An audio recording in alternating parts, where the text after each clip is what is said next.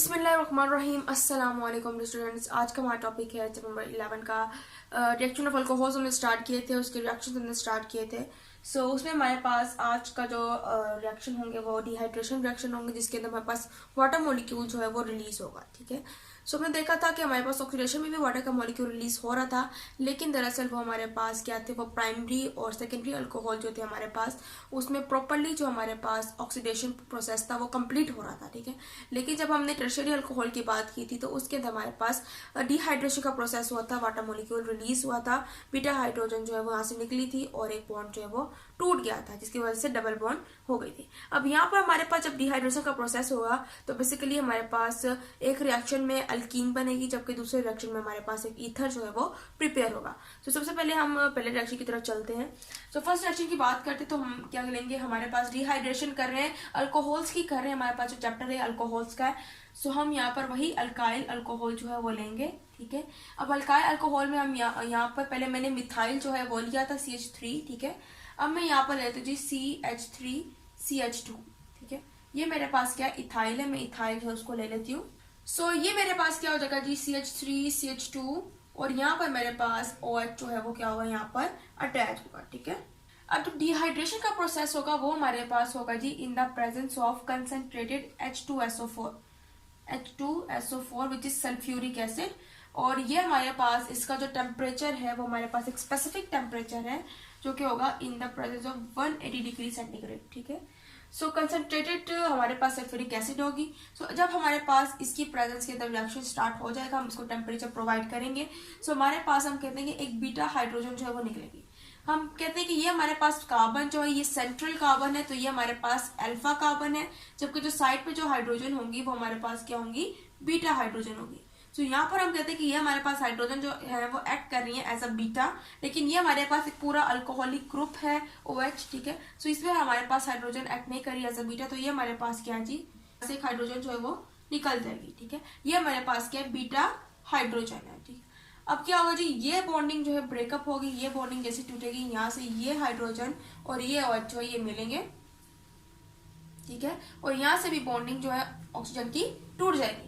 Basically क्या हो रहा है, यहाँ से बॉन्डिंग टूट रही है, कार्बन के पास इलेक्ट्रॉन लोन पेयर रह जा रहा है, और यहाँ पर भी ऑक्सीजन जो है वो अपना इलेक्ट्रॉन लेके जा रहा है। ठीक है, हम कहते हैं ये जो है हमारे पास कि बॉन्डिंग जो है कार्बन की कंप्लीट नहीं होगी।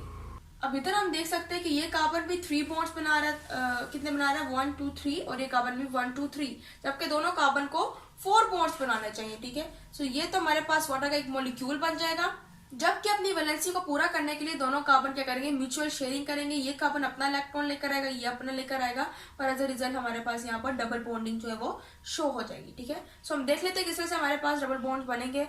एक तो हमारे पास H2O का मॉलिक्यूल रिलीज हो गया, क्योंकि हमारे पास डिहाइड्रेशन है, मीन्स के वाटर मॉलिक्यूल रिलीज हो जाएगा। ठीक है, निकल जाएगा। बाकी हमारे पास CH2 डबल बॉन्ड CH2 जो है वो बन जाएगा। ठीक है, अब हम देख सकते हैं कार्बन जो है, दोनों कार्बन वो सेटिस्फाइड है, स्टेबल है, दोनों के पास 4 बॉन्डिंग जो है वो कंप्लीट हो चुकी है। इधर भी 1 2 3 4, और ये कार्बन भी 1 2 3 एंड 4। ठीक है, ये हमारे पास क्या प्रिपेयर होगी है, अल्कीन प्रिपेयर होगी है, इसका नेम जो है वो इथीन है, डबल बॉन्डिंग। ठीक है, अब दूसरे रिएक्शन में भी मैं मेरे पास इथाइल ही है। ठीक है, इथाइल मेरे पास, या तो मैं इसको यूं भी लिख सकती हूँ CH3CH2, या फिर अगर मैं इसको कंजस्टेड करके लिखना चाहूँ तो मैं देख सकती हूँ यहाँ पे मेरे पास 2 कार्बन है, तो ये C2 हो जाएगा। ठीक है, और हाइड्रोजन मेरे पास 1 2 3 एंड 4 5 हाइड्रोजन है, तो मैं इसको इस तरह से भी कंजस्टेड करके लिख सकती हूँ। ठीक है, ये भी मेरे पास इथाइल ही है, ये भी मेरे पास इथाइल ही है। ठीक है, ये मेरे पास क्या हुआ जी, ये OH ग्रुप के साथ अटैच है, क्योंकि यहाँ पर एक अल्काइल आ गया है, और OH जो है वो अल्कोहलिक ग्रुप को डिनोट करेगा।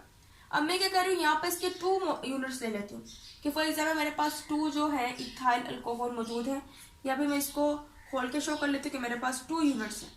मैं कहती हूँ मेरे पास 2 यूनिट्स हैं, और ये मेरे पास जो प्रोसेस होगा वही मेरे पास होगा कंसंट्रेटेड H2SO4 सल्फ्यूरिक एसिड की प्रेजेंस में होगा। लेकिन यहाँ पर हम टेम्परेचर में थोड़ा चेंज करने जा रहे हैं, यहाँ पर जो टेम्परेचर होगा वो हमारे पास जरा कम होगा, विच इज 140 डिग्री सेंटीग्रेड। ठीक है, अब क्या होगा जी, ये जो मेरे पास यहाँ से एक बॉन्डिंग जो है ये टूटती है, यहाँ से ये हाइड्रोजन और ये हाइड्रोजन जो है ये मिल जाते हैं। ठीक है, अब ये तो वाटर का मॉलिक्यूल बन गया, डिहाइड्रेशन का प्रोसेस हो गया, एक वाटर मॉलिक्यूल रिलीज हो गया, जबकि यहाँ से एक बॉन्डिंग यहाँ से हाइड्रोजन की भी ब्रेक डाउन हो गया। ठीक है, हम देख सकते हैं यहाँ से O और H के दरमियान भी एक बॉन्डिंग है, और ये बॉन्डिंग भी टूट गई है। सो ऑक्सीजन के पास अपना एक लोन पेयर आ जाएगा, जबकि हमारे पास ये बॉन्डिंग टूटी, कार्बन के पास भी एक और लोन पेयर जो है वो आ जाएगा। ठीक है, अब हम देख सकते हैं कि हमारे पास अब जो चीज बनने जा रही है वो क्या है कि ये कार्बन जो है ये सेटिस्फाइड है। ठीक है, इसके अंदर कोई भी बॉन्डिंग नहीं टूटी है, तो हम देख सकते हैं ये C2H5 ये हमारे पास पूरा इथाइल है। ठीक है, जो कि सेटिस्फाइड है। आगे हम देखते हैं हमारे पास जो बॉन्डिंग है यहाँ पर O। ठीक है, अब ये O जो है सेटिस्फाइड नहीं है, ये क्या करेगा, इसको कोई भी इलेक्ट्रॉन चाहिए जिससे ये बॉन्डिंग बना सके। अब इसको ये वाला बॉन्ड जो है, ये इलेक्ट्रॉन जो नजर आएगा अकेला, उसके साथ म्यूचुअल शेयरिंग करने की कोशिश करेगा और ये दोनों जो है वो बॉन्डिंग बना लेंगे।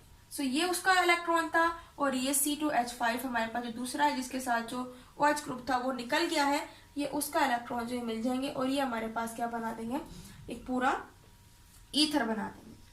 ठीक है, सो चेंजिंग हमने ज्यादा नहीं की है, बस हमारे पास 2 मॉलिक्यूल्स थे, तो हमने 2 यूनिट्स लिए हैं, 2 यूनिट्स लिए और टेम्परेचर जो है उसको हमने जरा डिक्रीज कर दिया, कम कर दिया। ठीक है, सो ये हमारे पास डिहाइड्रेशन का प्रोसेस था जिसके अंदर वाटर रिलीज हो रहा है, और जब टेम्परेचर 180 डिग्री सेंटीग्रेड पे है तो हमारे पास क्या बन रहा है, अल्कीन बन रही है, और जब टेम्परेचर कम कर दिया थोड़ा सा तो हमारे पास क्या बन रही है, ईथर बना है। ठीक है, सो द टेम्परेचर जो है वो मायने रखता है। सो ये था आज का हमारा लेक्चर। उम्मीद है आपको लेक्चर समझ आएगा। इंशाल्लाह अगले लेक्चर में जो हमारे पास फास्फोरस की रिएक्शन और मजीद जो अल्कोहलिक रिएक्शन है उनको हम कंप्लीट करेंगे। सो तब तक के लिए अल्लाह हाफिज़।